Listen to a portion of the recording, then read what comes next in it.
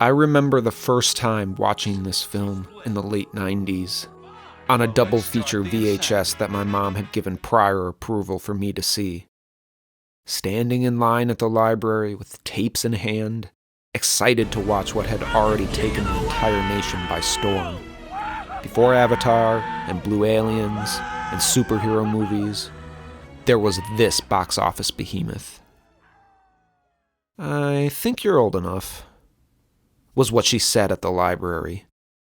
I was like 9, but boy, I wasn't even the target market, and it still affected me. It's crazy how movies you see as a kid can shape, for better or worse, how you approach love and friendships, relationships and romance. It sets a tone for important moments and milestones in your life. But more than that, it creates an expectation. My future relationship should be filled with fire and blood. My heartaches should sting with crazy sorrow. My boyfriend or girlfriend should woo me like Noah in The Notebook, or go down with me on the ship of our dreams. But life is altogether more boring and chaotic than what movies portray.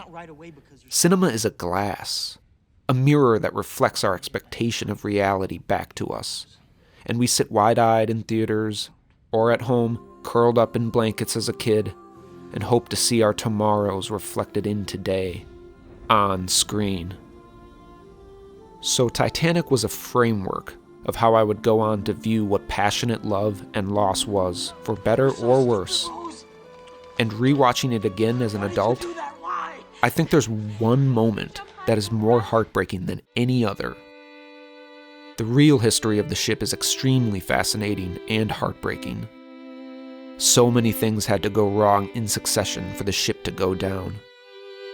The speed of 22 knots through iceberg-laden waters, the radio operator considering the iceberg warning as non-urgent, the binoculars for the lookouts that weren't there, and the lack of lifeboats for the over 2,000 souls on board. All these facts make the scene where Jack and Rose cleave their lives to each other the most gut-wrenching moment in the whole movie. It's at that moment when they profess their future. When the ship docks, I'm getting off with you. They will dock in New York with only their flame of love and live passionately and without shame or remorse. You can imagine it all in your head. Their life together. They're perfect for each other. They deserve every bit of happiness, but they're doomed.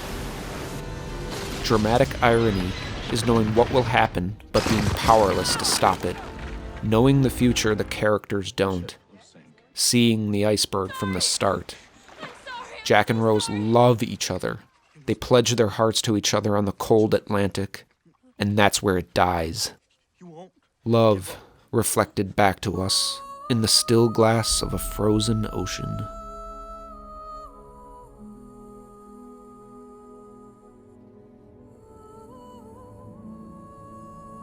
You know, ultimately you can't say anything. The movie says it for you. So, but you want to say this is Titanic, the love story. It's a love story. Tell me why.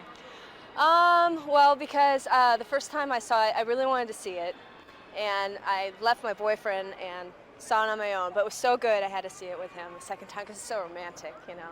If you were asking people to spend $8 or whatever again, you're asking them, I'm going to give you an experience that you can't get anywhere else. Right. Is that what you're going to tell them? We're going to put on a show. We're going to put on We're a going show. to put on a for show.